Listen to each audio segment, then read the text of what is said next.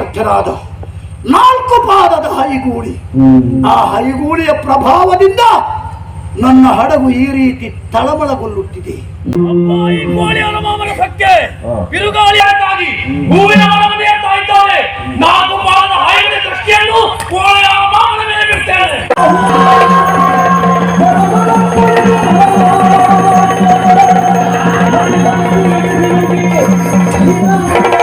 ನಮ್ಮ ಚಾನೆಲ್ ಅನ್ನು ಸಬ್ಸ್ಕ್ರೈಬ್ ಮಾಡಿ ಪ್ಲೀಸ್.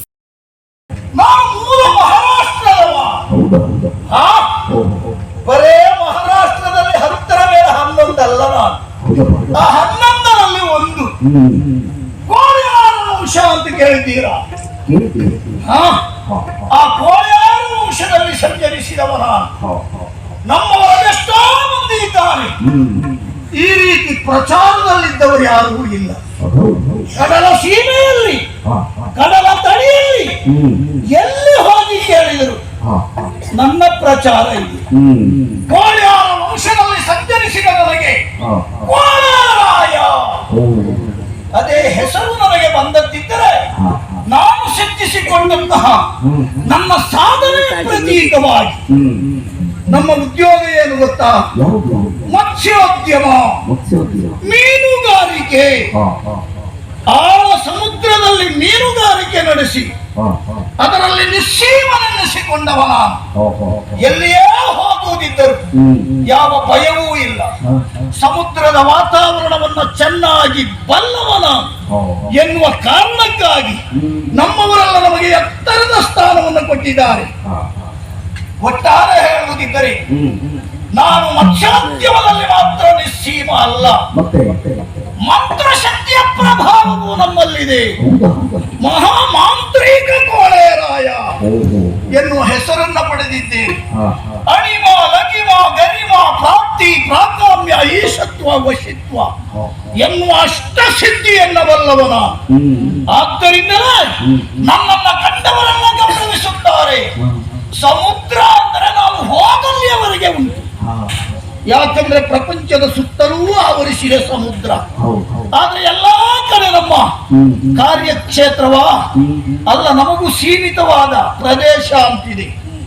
ಮೂಲ ಮಹಾರಾಷ್ಟ್ರವಾದರೆ ಕೇರಳದ ಕಣ್ಣನ್ನೂರು ಎನ್ನುವಲ್ಲಿಯವರೆಗೆ ನಮ್ಮ ಮೀನುಗಾರಿಕೆಯ ವ್ಯಾಪ್ತಿ ಪ್ರದೇಶ. ಅಲ್ಲಿಯವರೆಗೆ ಹೋಗಿ ಯಾರಲ್ಲಿಯೇ ಕೋಳರಾಯ ಗೌರವಿಸ್ತಾರೆ ನನ್ನ. ಹಾಗಾಗಿ ನಾನು ದಿನನಿತ್ಯವೂ ಮಾಡುವಂತಹ ಉದ್ಯೋಗ ಇದೆ, ಆದರೂ ನನಗೊಂದು ರೀತಿ ಹೆಮ್ಮೆ ಇದೆ. ಈ ಆಳ ಕಡಲಿನಲ್ಲಿ ಯಾರು ಈ ರೀತಿ ಧೈರ್ಯವಾಗಿ ಹೋಗಿ ಮೀನುಗಾರಿಕೆ ನಡೆಸುವುದಕ್ಕೆ ಸಾಧ್ಯ? ಅದರಲ್ಲಿ ನಿಶ್ಚೀವನಾದಂತಹ ಈ ಕೋಳೇರಾಯ ಇಂದು ಸಮುದ್ರಕ್ಕೆ ನಾನು ಹೋಗಬೇಕು, ನನ್ನಂತಹ ಮೀನುಗಾರಿಕೆಯಲ್ಲಿ ನಾನು ತೊಡಗಿಕೊಳ್ಳಬೇಕು ಅಂತಿದ್ದೇನೆ. ಯಾವ ಕಡಲಲ್ಲಿ? ಈ ನೀಲ ಕಡಲಲ್ಲಿ.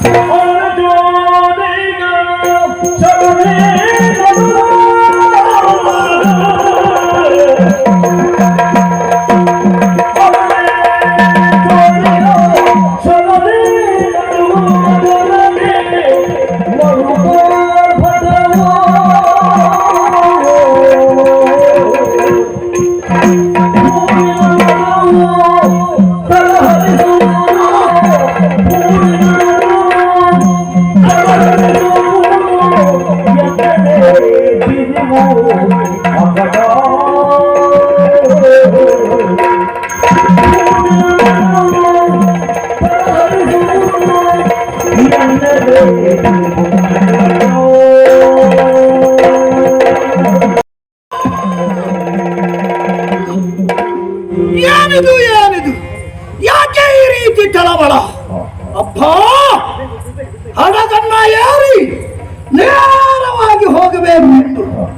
ಹೂವಿನ ಮರದ ಸನಿಹ ಬಂದು ನಿಂತು ಹಡಗನ್ನ ಚಲಾಯಿಸುವುದಕ್ಕೆ ಮುಂದಾದರೆ ಅಪ್ಪ, ಯಾವ ಮುನ್ಸೂಚನೆಯೂ ಇಲ್ಲದೆ, ಯಾವ ರೀತಿಯ ಸೂಚನೆಯೂ ನನಗೆ ಕಾಣದೇ ಇರುವಾಗ ಅಲೆಗಳು ಎತ್ತ ಬರ್ತಾ ಇದೆಯಲ್ಲ, ಸಮುದ್ರ ಬಾಂಕೆರೆದು ಮುಂದರಿಯುತ್ತಾ ಇದೆಯಲ್ಲ, ಈ ಸಮುದ್ರದ ಅಬ್ಬರಕ್ಕೆ ನನ್ನ ಇಷ್ಟ ದೊಡ್ಡ ಹಡಗಾದರೂ ಅದು ನಿಲ್ಲುವುದಕ್ಕೆ ಸಾಧ್ಯ ಇದೆಯೇ?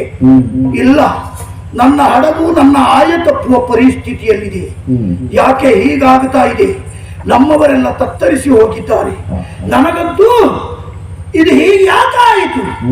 ನನಗೇನು ಸಮುದ್ರದ ಅಲೆಗಳು ಉಕ್ಕಿ ಹರಿಯುವುದು ಪ್ರಥಮ ಅಲ್ಲ, ಆದರೆ ಯಾವ ಸೂಚನೆಯೂ ಇಲ್ಲದೆ ಇದ್ದಕ್ಕಿದ್ದ ಹಾಗೆ ಯಾಕೆ ಇದು ಈ ರೀತಿ ಉಕ್ಕಿ ಹರಿಯುತ್ತಾ ಇದೆ ಅಂತ ಆಲೋಚನೆ ಮಾಡಿದರೆ ನಿಲ್ಲುವ ಸ್ಥಿತಿಯೇ ಇಲ್ಲ. ಕೆಳಗೆ ನಿಂತರಾಗದು. ಸಮುದ್ರದಲ್ಲಿ ನನ್ನ ಹಡಗಿನ ಮೇಲೆ ಕಾಣುತ್ತಿರುವ ಹೂವಿನ ಮರವನ್ನ ಏರಿ ಮೇಲೆ ನಿಲ್ಲುತ್ತೇನೆ. ನೋಡು. ಇಲ್ಲ ಇಲ್ಲ, ಯಾಕೆ ಹೀಗಾಗ್ತದೆ? ಹಾ, ಗೊತ್ತಾಯ್ತು.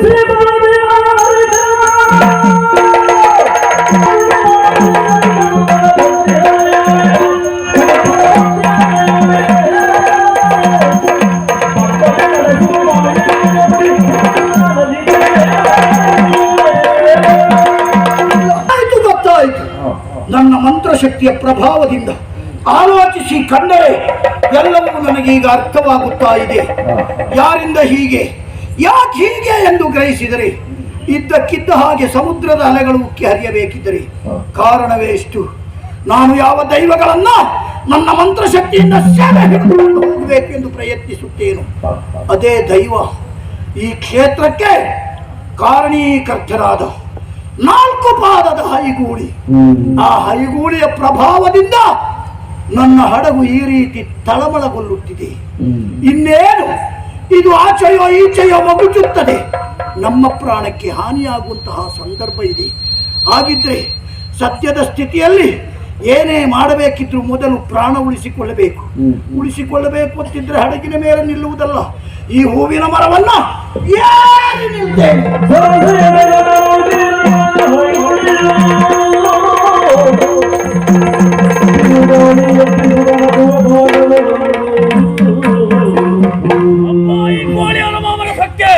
ಬಿರುಗಾಳಿಯಾಗಿ ಹೂವಿನ ಮರವನ್ನೇ ತಾಯ್ತಾರೆ. 4 ಪಾದದ ಹಾಯಿನ ದೃಷ್ಟಿಯನ್ನು ಮಾಮನ ಮೇಲೆ ಬಿಡ್ತೇನೆ.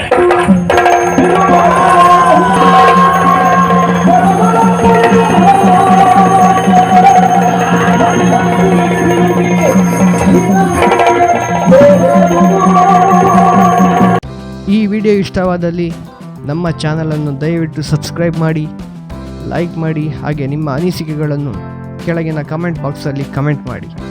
ಹಾಗೆ ಬೆಲ್ ಹೊಡೆಯುವುದನ್ನು ಮಾತ್ರ ಮರಿಬೇಡಿ. ಧನ್ಯವಾದಗಳು.